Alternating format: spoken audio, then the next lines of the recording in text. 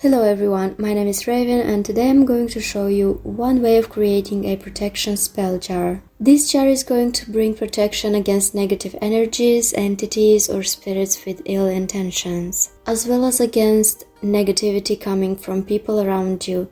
It could be clients at work, harassment, people with ill intentions, and just nasty energies that might stick to your aura that come from other people. And because I'm an empath, being around negative people is taking my strength and energy away and make me feel very tired. So this is going to be a protection spell jar that is going to send back any ill intentions or negative energies back where they came from. Think of it as having mirrors surrounding you.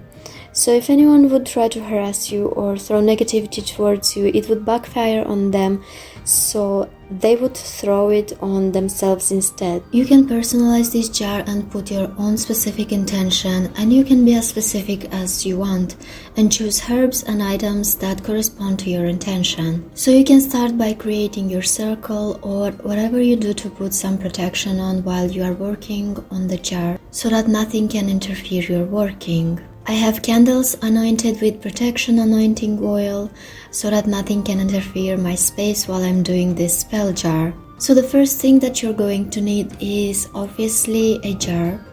You can use whatever jar you prefer. I have this small bottle because I'm leaving my town for 5 months and I'm going to take this with me, so I don't want to use anything too big or too heavy, but you can definitely use bigger jars if you prefer to. I will start by adding some black salt that I made. If you would like to see how I made it, I already have a video that I'm going to link in my description. But you can use whatever black salt you have or simply use the one that you have in your kitchen. Next I'm going to add chili pepper. It's used in protection and to make anyone who sends you negative intentions feel irritated and uncomfortable. Then I'm going to add black pepper. It is really good for getting rid of negative energies and obstacles. Angelica root is a very common herb used in our community. It is great for many things, but I will use it for protection. So then I'm going to use mirror pieces. Mirror is going to reflect any negativity, sending it back where it came from. Cloves are used in protection workings as well. Hyssop is really good for removing negative energies. Mullein is a good banishing herb and also very protective. Then I'm going to add a little bit of nettle oil, and this is not essential oil, it is already diluted. So nettle is really great for protection, banishing, and it will kind of irritate whoever have any ill intentions towards you. Also, if you don't have all these herbs, you don't have to use them. This is what I have and what I feel that would be great to use for my intentions and for what I need. You can use herbs that you have and associate with protection. These are very strong herbs to me that I use for protection, banishing and cleansing. But if you feel like using other herbs, you could and definitely should personalize your spell jar.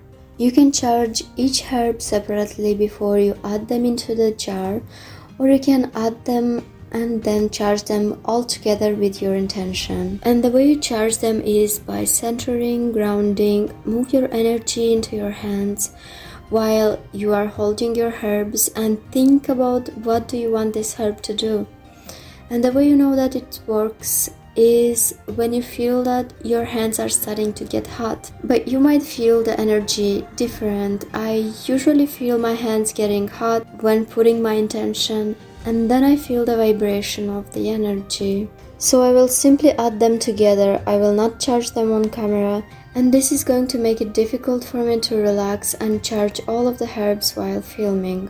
So you can add sigils or petitions to your jar as well as tag locks, and it could be your hair, your name, or something that is yours.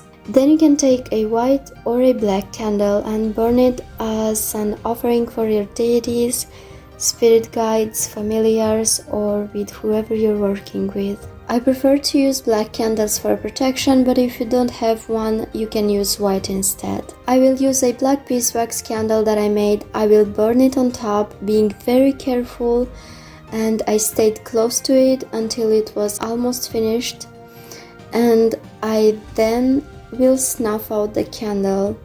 The reason that I burned my candle on top of it is because I wanted to seal it with wax, and this candle drips, so it's perfect. But you can burn an offering near the jar, it depends on how you prefer. Please be always safe with fire and never leave a candle unattended. My jar have a cork lid that can get on fire if you wait the candle to finish burning.